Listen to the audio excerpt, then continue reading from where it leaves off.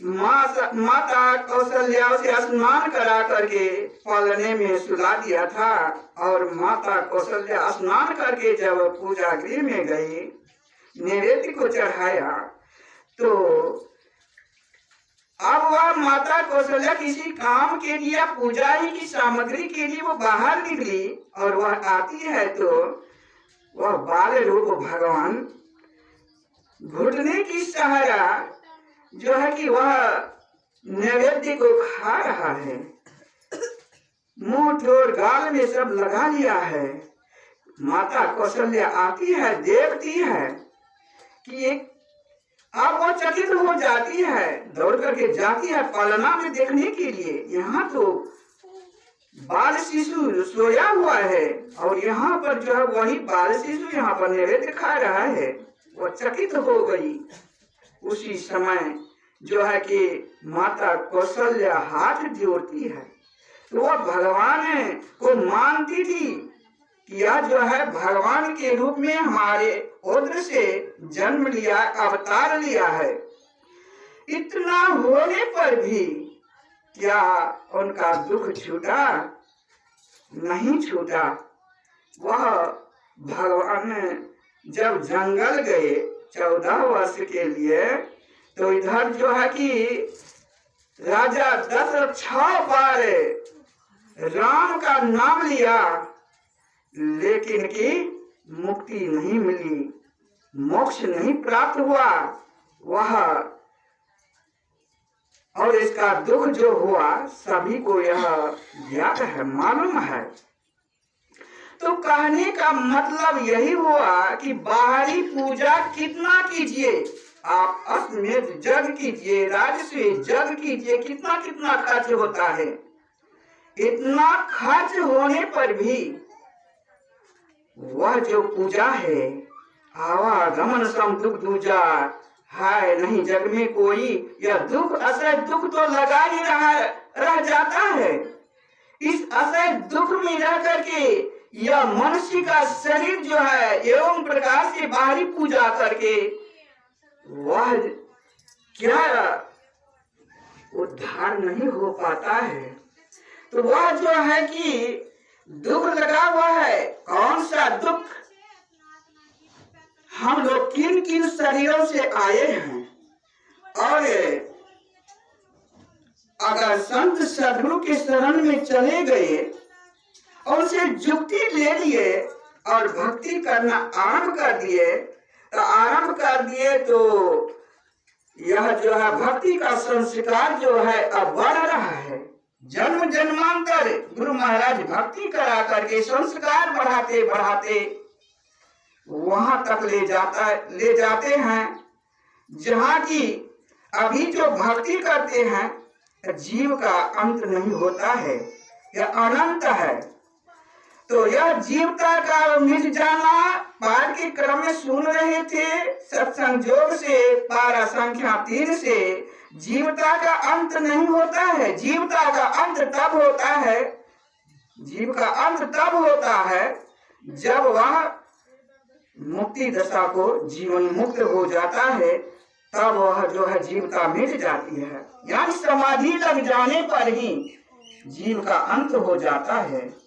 इसी के लिए संत महापुरुष कहते हैं इस आवागमन जो असह दुख लगा हुआ है, एक है जुक्ति के द्वारा, और वह जुक्ति संत सदगुरु के द्वारा ही जान करके और जुक्ति के माध्यम से हम सिर्फ ध्यान करें, सत्संग करें, यह भी, और ध्यान करें सत्संग नहीं करें यह भी नहीं होगा, और सत्संग करें ध्यान न करें यह भी नहीं होगा। तब यह ध्यान हमारे परम पूज्य गुरु महाराज के पद में हम लोग रोज गाते हैं, सत्संग नित आरु ध्यान नित रहिए करत संलग्न हो, व्यभिचार चोरी नशा हिंसा झूठ तजना चाहिए। कहते हैं सत्संग नित और ध्यान नित संलग्न के साथ ऐसे वैसे नहीं, लगन लगाकर संलग्न हो करके और पंच पापों से बचना होगा, तभी जो है कि हम कुछ भक्ति में कुछ पा सकते हैं, अन्यथा नहीं। तो इसी के लिए जो है कि हम लोग इतना कुछ कर रहे हैं, इतना जो गुरु के आदेश उपदेश को मान करके चल रहे हैं, इसी में जो है कि हमारा कल्याण है। और भक्ति कराते कराते गुरु महाराज वहां तक ले जाएंगे। जीव और पीव में जो आवरण लगा हुआ है, यह आवरण युक्ति के द्वारा और साधन के द्वारा, मनुष्य शरीर में 5 शरीर लगा हुआ है और 5 शरीर, और यह आवरण जो है अंधकार, प्रकाश और शब्द का, यह 3 त्रिपट, यह जो है 3 पर्दा लगा हुआ है। साधन के द्वारा अगर 3 पर्दा हट गया तो समझ जाइए 5 शरीर हमारा हट गया। ये 4 शरीर जो है स्थूल, सूक्ष्म, कारण, महाकारण, ये 4 शरीर जो है जड़ शरीर है। और कैवल्य शरीर जो है, कैवल्य शरीर में जीवात्मा है और परमात्मा को भी देख रहे हैं, दोनों में दर्शन है। लेकिन आवरण क्या है, जिस तरह कि वह देख रहे हैं लेकिन उनसे मिल नहीं पाते हैं।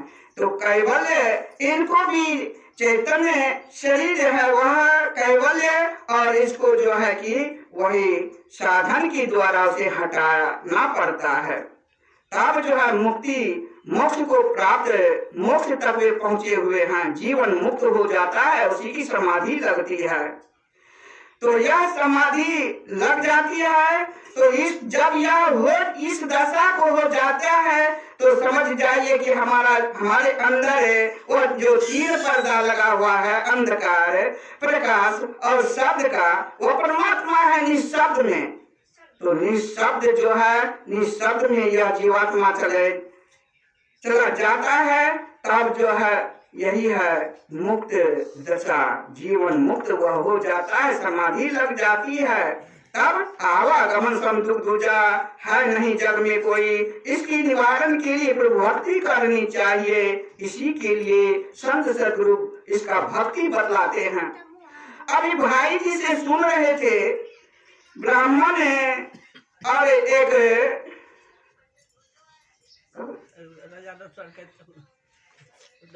राजा और एक राजपुरोहित की बेटी, उसको तो रखे थे एक मकान बना करके, दोनों एक में ही रहते थे।